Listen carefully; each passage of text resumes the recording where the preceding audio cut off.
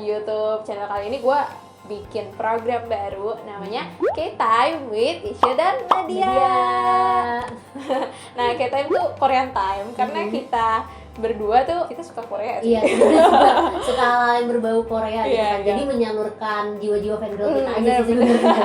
Topik yang pengen kita bahas itu adalah kita mau rekomendasiin drama yang menurut kita cocok banget ditonton buat menghadapi quarter life crisis. Iya, bener banget. Ya, kita ngerasain banget Bener-bener. kita yang kayak mungkin mulai dari kelahiran 95 lah ya sampai 2000-an nih pasti lagi ngerasain banget kan gimana galau-galaunya hidup, gimana struggle-nya hidup lo setelah lulus gitu kan. Makanya nih ada beberapa drama yang gue sih ngerasain setelah gue nonton cukup membantu gue buat apa ya, punya pandangan lain lah tentang hidup ini gitu.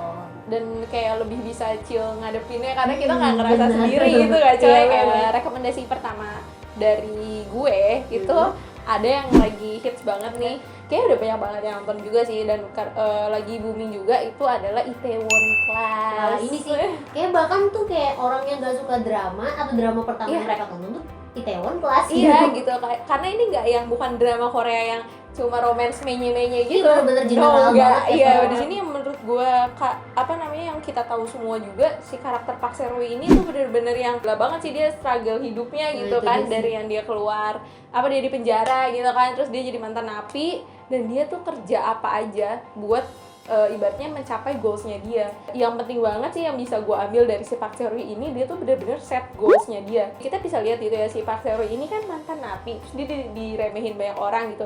Dia tuh punya goals, dia mau punya bisnis sendiri gitu, yang ibaratnya dia punya bisnis F&B yang bisa ngalahin Jangga lah gitu. Dan untuk mencapai goalsnya dia tuh butuh berapa tahun ya, lama gitu loh. 15 tahun ya. ya, 15 tahun. Dan dia bener-bener selama 15 tahun itu dia kayak kerja gila-gilaan gitu. Dia ngumpulin duitnya, dan duitnya itu bener-bener ditaruh yang bener gitu loh. Dia investasi di saham Jangga ketika Jangga lagi turun sahamnya.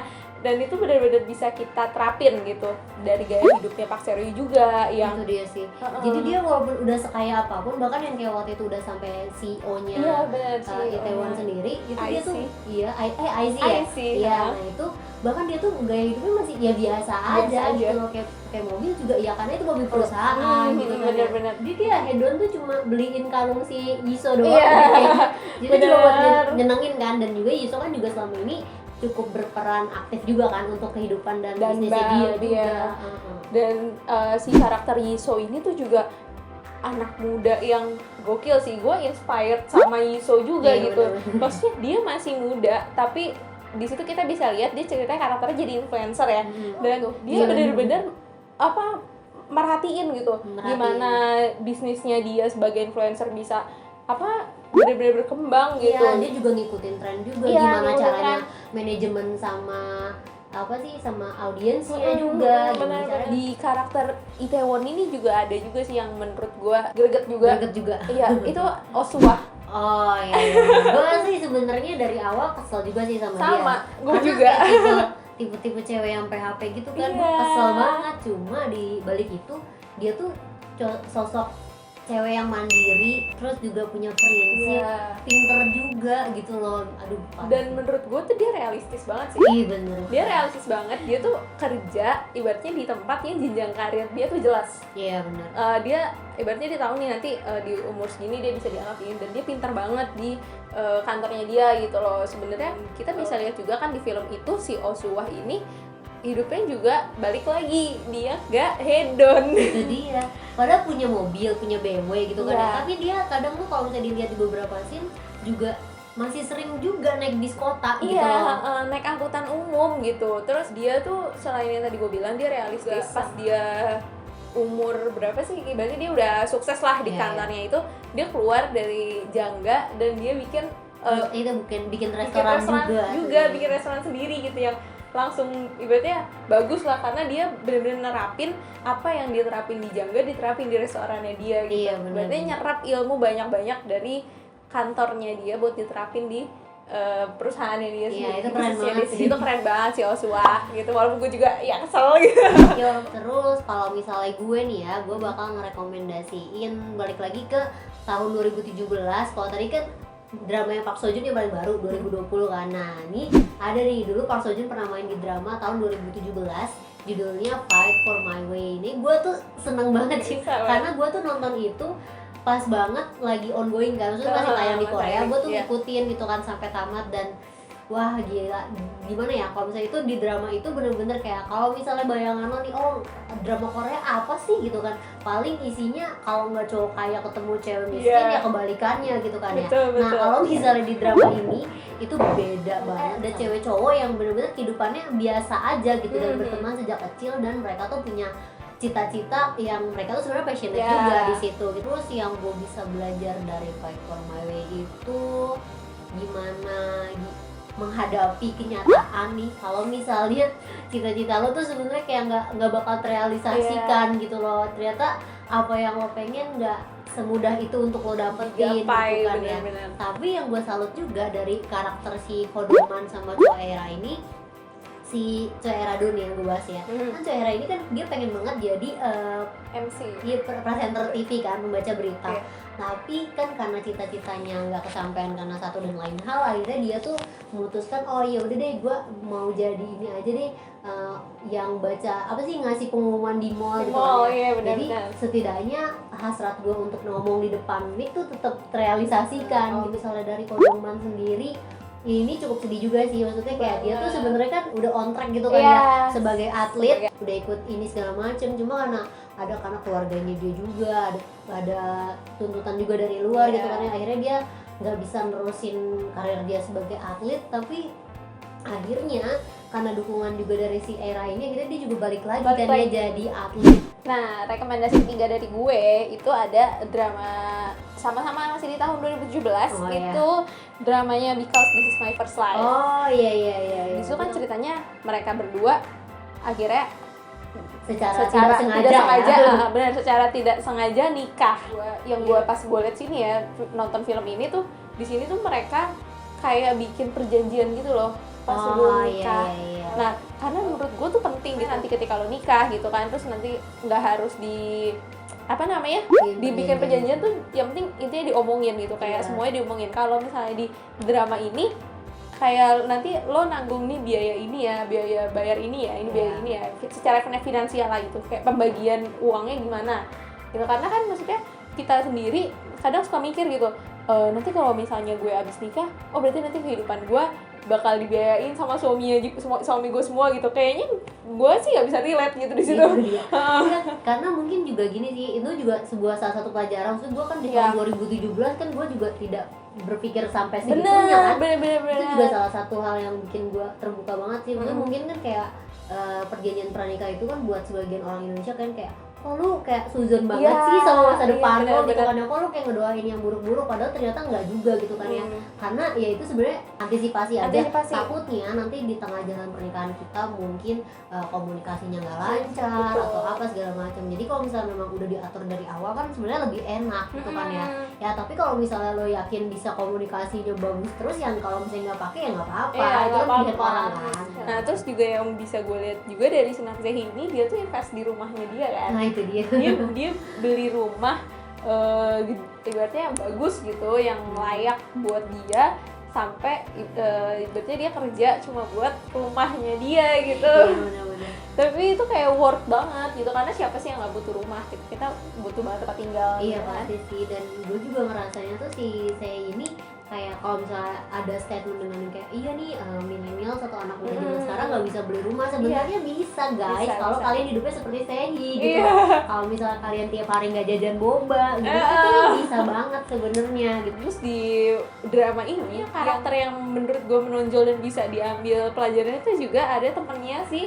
Jiho, temennya namanya Suji. Oh iya si Suji. Gue juga suka banget sama si karakter Suji karena gimana ya, dari visualnya aja gue nggak tahu sih, dia tuh menarik banget dibandingkan sama yang lain. Bahkan sebenarnya gue juga lebih suka sama si Suji ini daripada si Jiho gitu sebenarnya gitu kan ya. Iya, tapi sebenarnya di sini si Suji ini tuh dia punya cita-cita jadi pebisnis dari dulu kan. Tapi dia terjebak di perusahaan lah gitu ibaratnya. Dan dia mikir realistisnya kalau misalnya dia keluar dari kerjaannya dan dia bangun bisnis, dia ragu lah di situ. Nah, terus akhirnya dia ketemu sama dia juga kan tadinya nggak mau nikah gitu kan. Nggak mau nikah karena satu dan lain hal lah gitu. Terus akhirnya dia ketemu sama cowok yang benar-benar bisa support dia gitu. Dan menurut gue cewek-cewek mandiri tuh kayak butuh cowok yang kayak gitu. Iya bener sih, jadi kayak kalau misalnya ada tanggapan kayak cewek maunya sama cowok yang kaya dong, tidak semuanya guys gitu. Kalau misalnya lo ketemu sama si kayak cewek kayak Osua, kalau nggak kayak Suji gitu ya cuma butuh pasangan yang memang tahu cita-cita dia apa, mau jadi apa, dan ya bisa support dia secara mentally gitu loh. Terus kalau misalnya gue yang kedua nih, drama rekomendasi gue yang kedua, gue mau ngerekomendasiin Replay 1988. Ini nih yang kayak beberapa waktu yang lalu tuh sempet trending juga kan di Twitter, jadi banyak banget yang nonton ulang. Nah kalau misalnya di Replay sendiri, gue tuh tertarik banget sama ada salah satu karakter favorit gue, itu si Choi Taek. Urite. Itu kan atlet permainan Ghost Top kan. Terus itu yang gue lihat dari karakternya si Taek ini, dia tuh sama kayak 11-12 ya sama Park Seo-hye. Dia kan menang hadiah yang kayak gede banget. Iya, tetangga-tetangganya sampai kaget. Dapat senilai ini gitu kan, kayak lu tuh kaya banget dong gitu kan. Terus kayak Tekinya kayak ya udah biasa aja, dia masih tetap kayak makan ramyeon di kamarnya, kayak ya udah nggak ada sesuatu yang spesial kan. Dan di situ kayak kelihatan banget sih si Teki itu juga mempersiapkan banget gitu untuk masa depan. Jadi kayak walaupun lo masih muda banyak duit ya bukan berarti lo bisa menghambur-hamburkan uang gitu kan ya. Foya-foya gitu. Balik lagi hidupnya sangat sederhana. Gitu ya hedon-hedon. Terus juga yang gue lihat lagi tuh karakternya ini sih, walaupun sebenarnya gue benci banget sama karakter dia. Gue tahu deh. Gue banget sama Bora. Tapi kalau misalnya dilihat-lihat, sebenarnya karakter Bora itu juga gimana ya? Dia tuh kan sebagai anak pertama gitu kan ya. Yang ibaratnya diharapkan lah sama orang tua bisa ngebantu gitu kan ya. Di beberapa adegan tuh kelihatan banget kayak Bora ini tahu nih bokapnya dia tuh kayak bakal susah banget kalau misalnya buat ngebiayain kuliahnya dia full gitu kan. Sampai akhirnya si Bora ini emang giat banget belajar sampai dia dapat beasiswa. Terus habis itu juga dia tuh sempet tinggal di apa ya namanya ya? Asrama. Bukan asrama, apa sih yang kayak kos-kosan Korea tuh yang kayak cuma kasur. Iya, itu kecil banget. Kecil banget sampai adiknya tuh juga nangis ngeliat kakaknya gitu kan tinggal di sekecil itu. Terus, gitu. Ya itu dia kayak ya ketika lo mau sukses ya memang dari awal pas masih masa muda ya lo pasti harus ngerasain pahit-pahitnya kayak gitu juga kan. Terus kebukti juga kan di ending tuh dilihatinnya juga si Bora ini juga cukup sukses kan. Yang gue belajar juga di Replay itu adalah kayak kerasa banget di adegan yang pas si ibunya Doksun itu kena kanker. Oh iya. Itu berasa banget sih, dan gue tuh langsung ngerasa kayak ya keluarga itu segalanya. Dan gimana ya, lo tuh nggak bakal tahu kan, maksudnya lo berapa lama bisa bareng sama orang tua. Jadi kayak ketika lo masih punya waktu ya dimanfaatkan aja gitu kan ya. Dan juga gue tuh relate juga sama bapaknya si Doksun ini, si Sung Dong Il. Jadi si Dong Il ini kelihatan banget ya bapak-bapak pada umumnya gitu loh yang kayak bapak-bapak pada umumnya lawak yang kayak dia tuh sebenarnya sayang banget sama anaknya, cuma nggak tahu cara gimana ya nunjukin rasa sayangnya itu gitu kan. Terus kayak pas yang kayak udah nikah gini kalian baru sadar kayak oh ya udah ternyata hidup gue nggak bakalan sama lagi gitu kan ya. Makanya mulai sekarang coba diinvestasikan juga waktunya buat keluarga, karena kan ya lo nggak selamanya tinggal sama orang tua juga kan. Jadi menurut kita tuh dari 4 drama tadi tuh kayak worth banget buat ditonton di umur-umur kayak gini gitu, biar kayak kita tuh ada sedikit pencerahan lah gitu seenggaknya. Dari yang kayak udah tadi ada fase-fase yang kayak benar-benar baru lulus sekolah, terus kayak baru ada yang mulai pernikahan gitu kan. Jadi nggak ibaratnya kayak lo nonton drama nggak cuma mau nyari sensasi kayak ih lucu banget sih, ganteng banget sih, romantis banget sih, tapi ada beberapa nilai value yang memang bisa lo terapkan juga ke kehidupan lo gitu kan. Bener banget. Semoga aja drama ini bisa kalian tonton dan juga kalian bisa ngerasain apa yang gue sama Isi rasain pokoknya.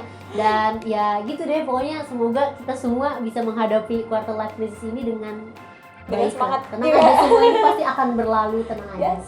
Oke, sekian dari kita. Oke. Ketemu di kita yang selanjutnya. Dah, Bye, annyeong.